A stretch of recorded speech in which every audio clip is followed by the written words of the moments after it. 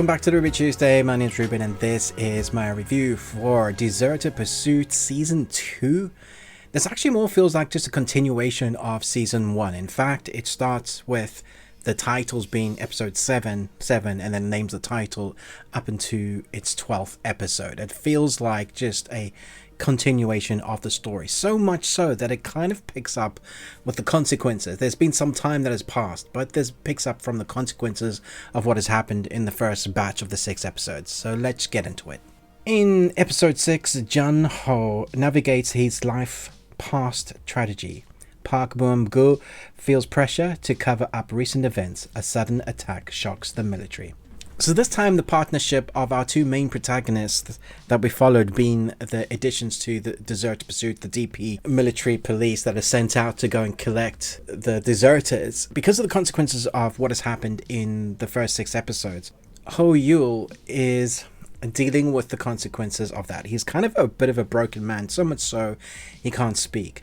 At the same time, Jun Ho is still reeling from the death of, well, multiple deaths, but one particular death that, if you've seen season 1, you'll know had a massive impact on them.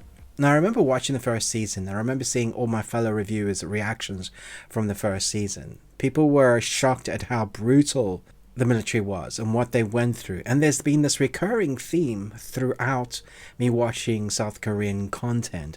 And I know it's worldwide, but particularly with South Korean content, that this bullying or torturing is seeped into the culture.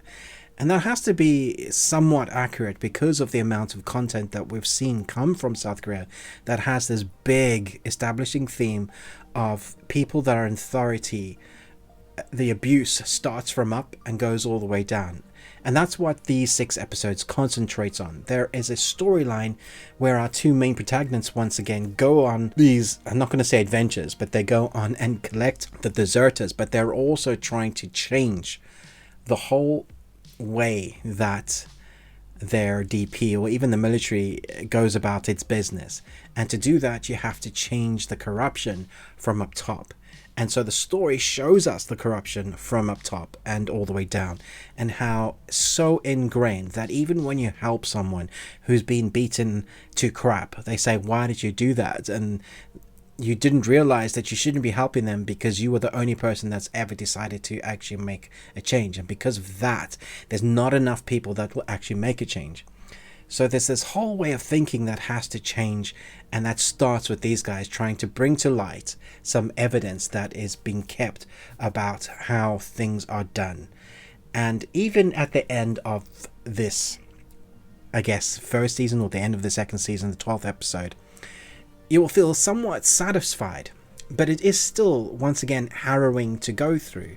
There are moments in this, I was shaking my head, being quite emotional with what I'm watching, just devastated for some of the characters. Because it's one of those stories where you're rooting for our guys to do their job because you like our main protagonist, but you hate what they're doing. They're sent out to get these deserters, and the reason why these deserters have left, I guess they've been so beaten, they've been so abused. There's a number of deserters that our characters have to take back to the base. And every single one, you really are willing them just to leave them alone and let them live their lives, because they are willing to even change their identity, to die even, than rather go back to what they were experiencing before. There are a couple of climactic cases in this one where our DPs have to go and collect these deserters, that we follow one guy that is just, he breaks, and the consequences of that have reeling consequences again throughout the military. And again, that is the case for our DPs. The latter half of this second season really showcases the brokenness of our character Jun Ho and Ho Yul trying to circumnavigate the consequences of that to make sure that they're still alive or not sent to jail, because trying to implement change. And so that's the question here in this second season is, when you see, or when you're part of the system that is so broken, how do you go about making the change? And it keeps coming up with each episode, with each brutality, with each bullying, torturous moments, you know, people being battered, people's lives being taken, consequences throughout consequences. That question keeps coming up. And so for this to be as riveting as it is, it would have to be filmed well. I mean, not just well, spectacularly, and it'll have to be acted really well. Everything that you had in season 1 is transferred into season 2 because it just feels like a continuation of that series. I don't know if it's darker or worse than, it just feels the same as.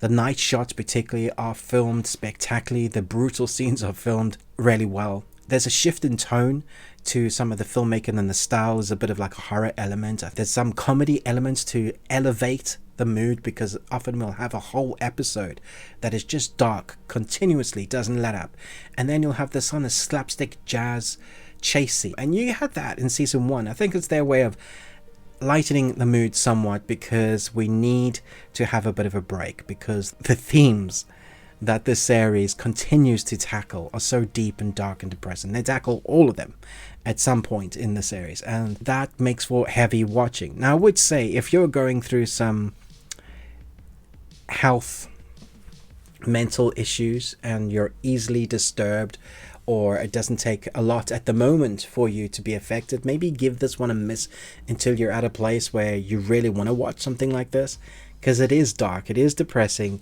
and it can leave you in quite a mood after. I know, having coming out of that over the last few months, having struggled with my own mental health, this was a bit of a struggle in places to watch. I did love it. I thought it was excellently put together. From the acting, that is fantastic. Everybody gives amazing performances, to the brutality of the fight sequences that aren't honed like it's a martial arts film, just feels more real, like they're well trained. Everybody feels well trained in this. And then just the real conversations in the dialogue that are scripted for our characters to deliver impeccable performances.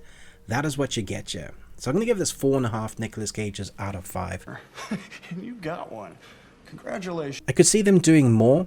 I'm not even sure that they needed to do more. Like, I wasn't sure that I wanted them to do more from season 1.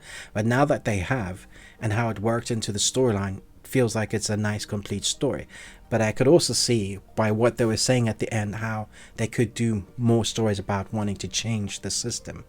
Whether we get more of that, I don't know. Because this season, when it first came out, the first season was talked about a lot, and everybody was praising it.